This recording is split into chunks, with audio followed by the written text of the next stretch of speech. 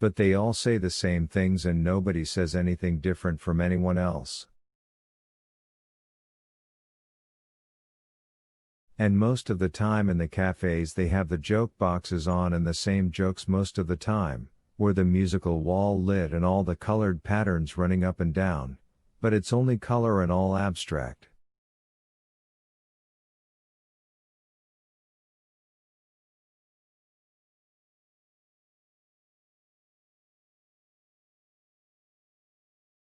And at the museums, have you ever been?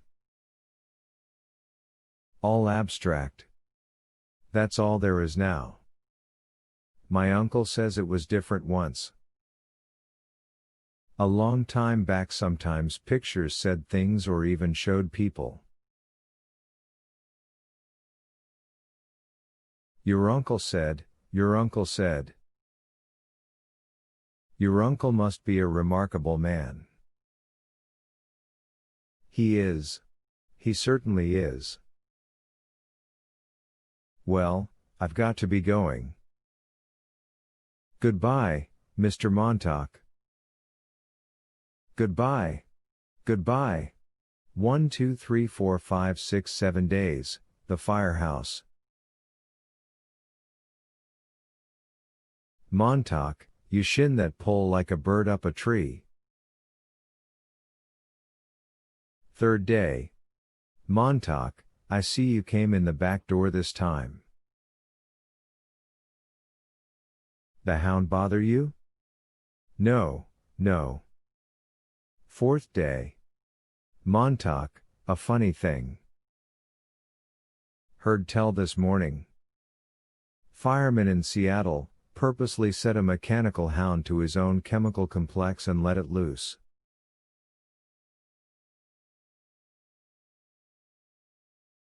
What kind of suicide would you call that? 5 6 7 days. And then, Clarice was gone. He didn't know what there was about the afternoon, but it was not seeing her somewhere in the world.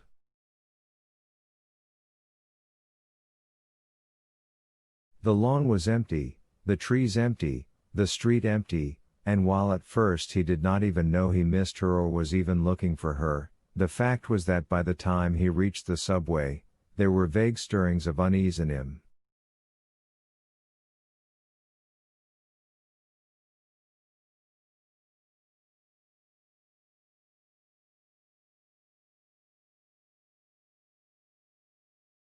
Something was the matter, his routine had been disturbed. A simple routine, true, established in a short few days, and yet?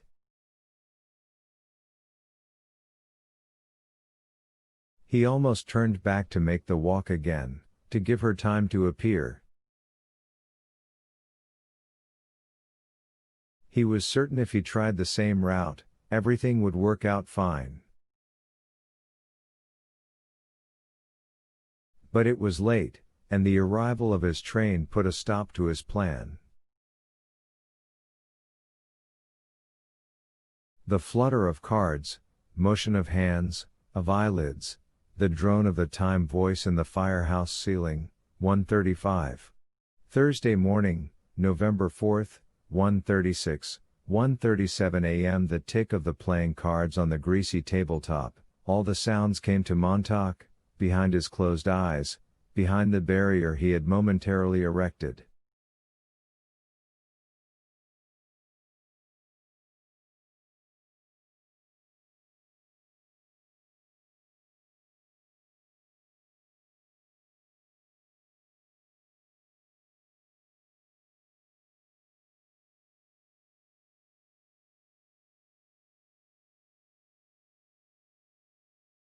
He could feel the firehouse full of glitter and shine and silence, of brass colors, the colors of coins, of gold, of silver. The unseen men across the table were sighing on their cards, waiting.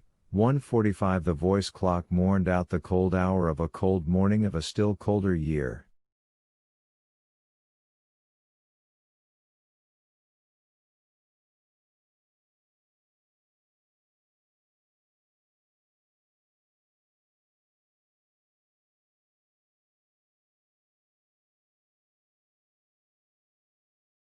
What's wrong, Montauk?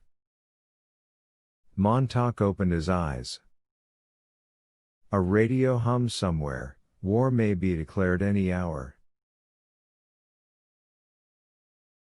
This country stands ready to defend its. The firehouse trembled as a great flight of jet planes whistled a single note across the black morning sky.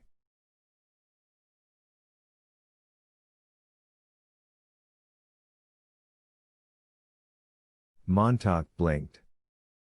Beatty was looking at him as if he were a museum statue. At any moment, Beatty might rise and walk about him, touching, exploring his guilt and self-consciousness.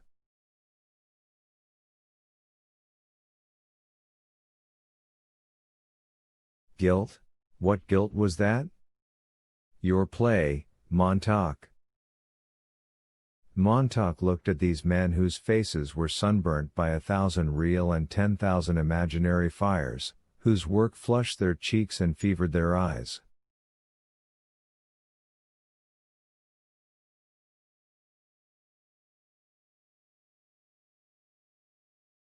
These men who looked steadily into their platinum igniter flames as they lit their eternally burning black pipes.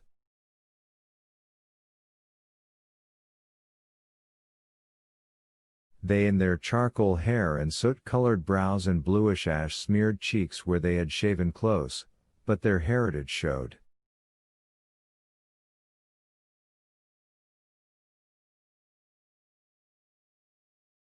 Montauk started up, his mouth opened.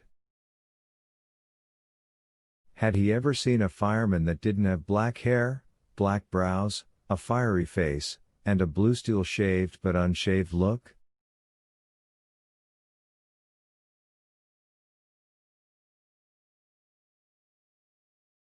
These men were all mirror images of himself. Were all firemen picked then for their looks as well as their proclivities? The color of cinders and ash about them, and the continual smell of burning from their pipes.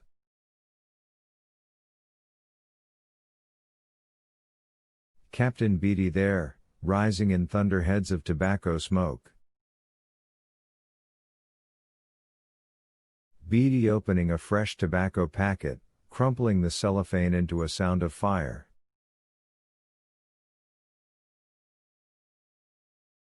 Montauk looked at the cards in his own hands.